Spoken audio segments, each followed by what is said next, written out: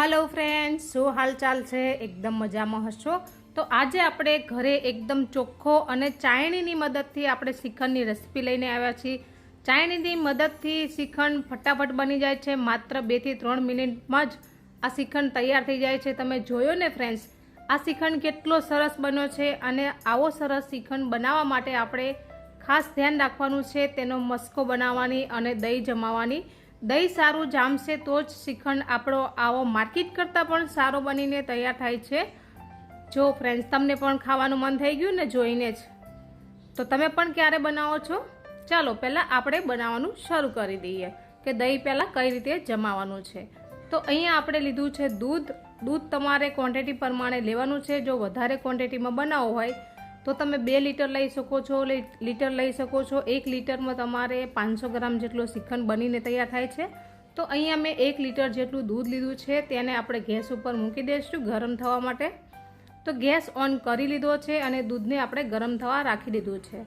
તો અહીંયા આપણે 1 લીટર જેટલું દૂધ લીધું છે। ક્વોન્ટિટી પ્રમાણે તમારે દૂધ લેવાનું છે ફ્રેન્ડ્સ, ફરીથી કહી રહી છું। હવે આપણે આ રીતે ચલાવતું રહેવાનું છે। 2 મિનિટ સુધી આપણે ચલાવશું, જેથી નીચે દૂધ છે તે ચોંટશે નહીં। તો આપણું દૂધ છે તે ગરમ થઈ ગયું છે અને ઉકાળો પણ આવી રહ્યો છે। આપણે એક જ ઉકાળો આવવા દેવાનો છે, વધારે નથી આવવા દેવાનો। દૂધ આપણું ગરમ થઈ ગયું છે, નીચે ઉતારી લેશું। દૂધને આપણે એકદમ ઠંડુ કરી લેવાનું છે। ઠંડુ થઈ જાય ત્યાં સુધી આપણે રાહ જોવાની છે। એકદમ નોર્મલ ટેમ્પરેચર ઉપર આવી જાય ત્યાં સુધી આપણે દૂધને ઠંડુ કરવાનું છે। અહીંયા મેં છાશ લીધી છે 1 ચમચી જેટલી। આપણે દહીં જમાવવા માટે છાશની ખૂબ જ જરૂર પડે છે। તો અહીંયા આપણે ચેક કરી લીધું છે કે દૂધ આપણું ઠંડુ થઈ ગયું છે। હવે થોડી એમથી આપણે છાશ એડ કરી અને બરાબર ચમચીથી આપણે મિક્સ કરી લેવાનું છે। તો જ આપણું દહીં છે તે એકદમ સરસ ઢેફા જેવું બનીને તૈયાર થશે। તો બરાબર મિક્સ કરી લીધું છે દહીંને અને દૂધને બંનેને। હવે ઢાંકીને આપણે ઓવરનાઇટ સુધી આને રવા દેશું, તો સવાર સુધીમાં દહીં જમાઈ જશે। સાંજે તમારે પ્રોસેસ કરવાની છે અને સવારમાં તમે જોશો તો દહીં એકદમ મસ્ત જામીને તૈયાર થઈ ગયું છે। વિડીયો ક્યાંથી જોવો છો કમેન્ટમાં જરૂરથી લખજો, જેથી હું તમને બધાને થેન્ક યુ કહી શકું। તો આપણું દહીં કમ્પ્લીટ મસ્ત એવું બનીને તૈયાર થઈ ગયું છે। જો ફ્રેન્ડ્સ, કેટલું સરસ બન્યું છે। આ દહીંનું તમે શ્રીખંડ બનાવી શકો છો, મઠ્ઠો બનાવી શકો છો, છાશ બનાવી શકો છો। દહીં પૂરી બનાવી હોય ત્યાં પણ તમે આ દહીંનો ઉપયોગ કરી શકો છો। બહુ જ સરસ દહીં બને છે આ રીતે તમે દહીં જમાવશો ને તો। અહીંયા આપણે બીજું એક વાસણ લઈ લીધું છે અને એક કપડું લઈ લીધું છે। કપડામાં આપણે દહીંને બાંધી દેવાનું છે। વિડીયો ગમે તો લાઈક શેર કરજો અને સબસ્ક્રાઈબ ના કર્યું હોય તો કરી લેજો। મારી ચેનલ ઉપર જો નવા આવ્યા હોય તો ચેનલને સબસ્ક્રાઈબ કરવાનું ભૂલતા નહીં અને બાજુમાં રહેલી બેલ આઇકનની ઘંટી પણ દબાવી લેજો, જેથી દરેક વિડીયોના નોટિફિકેશન સૌથી પહેલાં તમને મળે। તો આ રીતે આપણે દહીં બાંધી દેવાનું છે। બીજો છેડો લઈ અને આપણે આ રીતે ગાંઠ મારી દેશું। આ પ્રોસેસ આપણે સવારમાં જ કરી લેવાની છે 9 થી 10 વાગ્યામાં, જેથી 4 થી 5 વાગ્યા સુધીમાં જે પાણી છે તે બધું નીતરી જશે। આ રીતે જ આપણે દહીંને હવે બાંધી દેશું। આ રીતે ટીંગાળીને જ આપણે બાંધવાનું છે, તો જ બધું પાણી, એક્સ્ટ્રા પાણી બધું જ નીકળી જશે।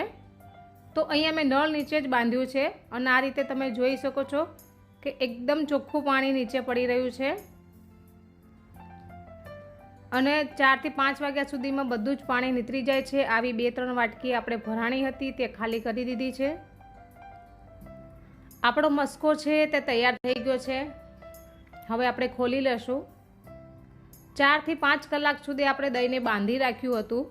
સવારમાં 9 વાગે બાંધ્યું હતું અને સાંજે આપણે 4 વાગે ખોલી લીધું છે। આપણે ડીશમાં કાઢી લેશું।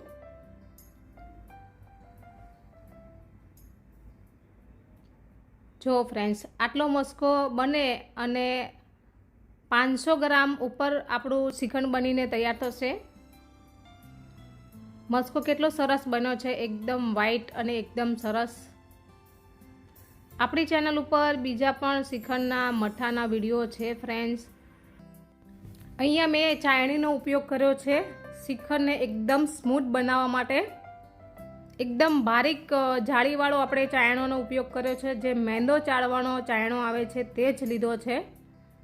જો તમે આ રીતે ના કરવા માંગતા હોય અને કોઈ કપડામાં તમે આ રીતે સ્મૂથ કરવા માંગતા હોય તો તમે કપડાનો પણ ઉપયોગ કરી શકો છો, પણ આની અંદર છે તે ફટાફટ થઈ જાય છે, માત્ર 2 જ મિનિટમાં થઈ જાય છે। 2 મિનિટ પણ નથી થતી અને એકદમ સરસ થઈ જાય છે। અને મેંદાની જે ચાયણી આવે છે એકદમ બારીક જ આવે છે, તો તમારે કપડાં બગાડવાની કંઈ જરૂર નથી। આની અંદર સરસ જ થઈ જાય છે। તમારી પાસે હોય તો જરૂર ઉપયોગ કરજો। જો ફ્રેન્ડ્સ એકદમ સ્મૂથ થઈ ગયો ને। હવે આપણે આની અંદર થોડી સાકર મિક્સ કરશું એટલે એકદમ વધારે સ્મૂથ થઈ જશે। તો અહીંયા મેં મસ્કાને એક તપેલીમાં ટ્રાન્સફર કરી લીધો છે। અહીંયા આપણે સાકરને દળી લીધી છે, આપણે ખાંડનો ઉપયોગ નથી કરી રહ્યા, સાકરનો જ ઉપયોગ કરશું। તો સાકરને મેં દળી રાખી છે, પણ તોય એમાં ગાંગડા થઈ જાય છે થોડી વારે। તો આ રીતે થોડી સાકરને ચાળી લેશું, જેથી અંદર ક્રિસ્ટલ નહીં પડે। જો ફ્રેન્ડ્સ આ રીતે થઈ જાય છે, સાકરને આપણે દળી હોય ને તો પણ, તો આ રીતે ચાળીને જ ઉપયોગ કરશું। તો સાકરને મેં ચાળી લીધી છે, એકદમ સરસ ચડાઈ ગઈ છે। માર્કેટના શ્રીખંડ તો આપણને ખબર નથી હોતી કે કેટલા દિવસના દુકાનમાં પડ્યા હોય છે, અને ઘણા લોકોને એ ખાવાથી ગળું ખરાબ થઈ જતું હોય છે, શરદી થઈ જતી હોય છે, પણ આ રીતે ફ્રેશ બનાવીને ખાવાથી કોઈ પણ નુકસાન નથી થતું અને એકદમ ચોખ્ખો બને છે ઘરે બનાવેલો। તો ઘરે તરત જ બની જાય છે, બહુ વાર પણ નથી લાગતી, બહુ મહેનત પણ નથી, તો ઘરે જ બનાવજો ફ્રેન્ડ્સ, બહુ સરસ એવો બને છે। અહીંયા મેં સાકરને મિક્સ કરી લીધી છે ફ્રેન્ડ્સ। આ રીતે આપણે સાકરને ચલાવતું રહેવાનું છે, સાકર અને મસ્કો બંને મિક્સ થઈ જાય ત્યાં સુધી આપણે ચલાવતું રહેવાનું છે। 2 મિનિટ ચલાવીને પછી આપણે એલચી પાવડર અને કેસરનું જે પાણી છે તે આપણે એડ કરી લેશું। કેસર ના હોય તો પણ ચાલે ફ્રેન્ડ્સ। અહીંયા મેં કલર માટે કેસરનો ઉપયોગ કર્યો છે અને કેસરની સ્મેલ પણ એકદમ સરસ આવતી હોય છે। તો બંનેને આપણે બરાબર મિક્સ કરી લઈશું। તો આ રીતે આપણે સતત 5 મિનિટ સુધી આપણે ચલાવતા રહીશું, જેથી સાકર છે તે બરાબર મિક્સ થઈ જશે અને આપણો શ્રીખંડ છે તે એકદમ સ્મૂથ થઈ જશે। હવે આપણું શ્રીખંડ છે તે કમ્પ્લીટલી તૈયાર છે ફ્રેન્ડ્સ। આની અંદર તમે કોઈ પણ ફ્લેવર એડ કરી શકો છો, મેંગોનો કરી શકો છો, ડ્રાય ફ્રૂટનો કરી શકો છો, તૂટી ફૂટી પણ એડ કરી શકો છો, પાઇનેપલ પણ બનાવી શકો છો। તો આપણો આ શ્રીખંડ કમ્પ્લીટલી તૈયાર છે। આપણે ડ્રાયફ્રૂટ એડ કરવાના છે। આ રીતે એક જ ડાયરેક્શનમાં ફ્રેન્ડ્સ ચલાવવાનું છે। જો તમને નજીકથી બતાવી દઉં કે કેટલો મસ્ત બન્યો છે। બન્યો છે ને એકદમ લાજવાબ। આવો શ્રીખંડ ઘરમાં બનતો હોય તો બહારનું ખાવાનું કોઈને મન થાય ખરું? ના જ થાય ને, કારણ કે બહારનું શ્રીખંડ ખાઈએ અને ગળું પકડી જાય તો પાછા દવાખાનાના ધક્કા તો ચાલુ। એટલા માટે ઘરે આસાનીથી 1 જ લીટર દૂધમાંથી ઘણો બધો શ્રીખંડ બનીને તૈયાર થાય છે ફ્રેન્ડ્સ। ચોખ્ખો શ્રીખંડ ઘરે બનાવજો, બહુ મસ્ત એવો બને છે। અહીંયા મારી પાસે એક ચોરસ બોક્સ છે, તેમાં આપણે ભરી લેશું। પહેલાં હું તમને બતાવી દઉં નજીકથી। હવે આપણે ડ્રાયફ્રૂટ અહીંયા તમારી પસંદના એડ કરી શકો છો। કેટલો સ્મૂથ બન્યો છે, એકદમ મસ્ત એવો। તમારી પાસે ગોળ ડબ્બો હોય તો તમે એમાં પણ ભરી શકો છો, અને આ રીતના ચોરસ ડબ્બો હોય તો એમાં પણ ભરી શકો છો।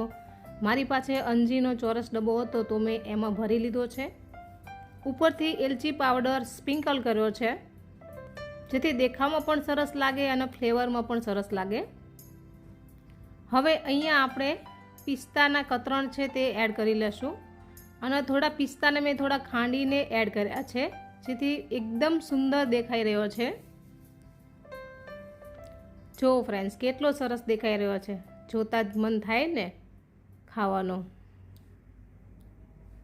માર્કેટનો શ્રીખંડ અમે ક્યારેય લાવતા નથી, ખાતા નથી, જેથી ઘરે જ બનાવીને હંમેશા ખાઈએ છીએ. બહાર ગયા હોય તો પણ અમે બને ત્યાં સુધી અમે બહારનો શ્રીખંડ નથી ખાતા.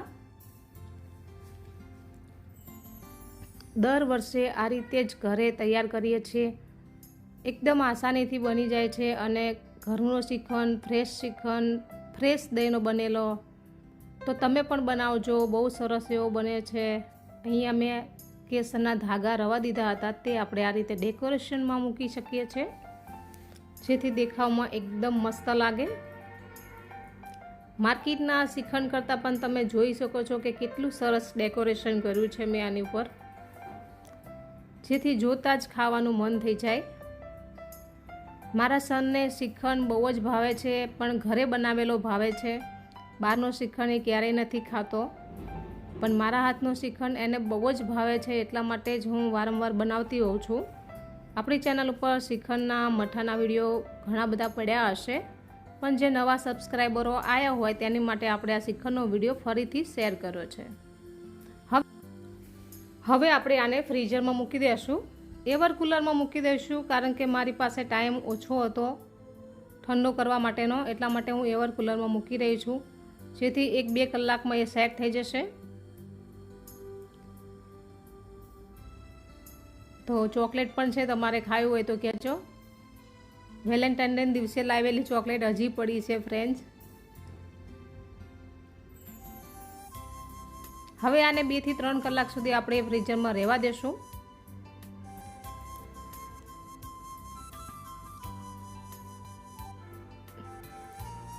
તો 2 થી 3 કલાક થઈ ગઈ છે ફ્રેન્ડ્સ. હવે આપણે શ્રીખંડ છે તે સર્વ કરવા માટે બહાર કાઢી લેશું. 6 વાગે મેં મૂક્યો હતો અને 8 વાગે મેં કાઢી લીધો હતો. ત્યાં સુધી મેં બીજી રસોઈ કમ્પ્લીટ કરી લીધી હતી. જો ફ્રેન્ડ્સ કેવો સરસ લાગી રહ્યો છે.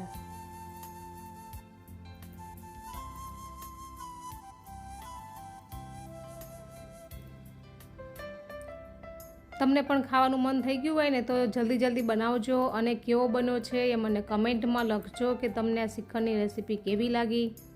માર્કેટ કરતાં ચોખ્ખો, સારો અને એકદમ તમારી પસંદનું તમે ગળપણ નાખી શકો છો, કારણ કે માર્કેટનો ગળ્યો વધારે હોય છે. આની અંદર તમે સાકર એડ કરી શકો છો ખાંડની જગ્યાએ, અને ગળપણ પણ ઓછું નાખી શકો છો. આવજો. જય માતાજી, જય શ્રી કૃષ્ણ.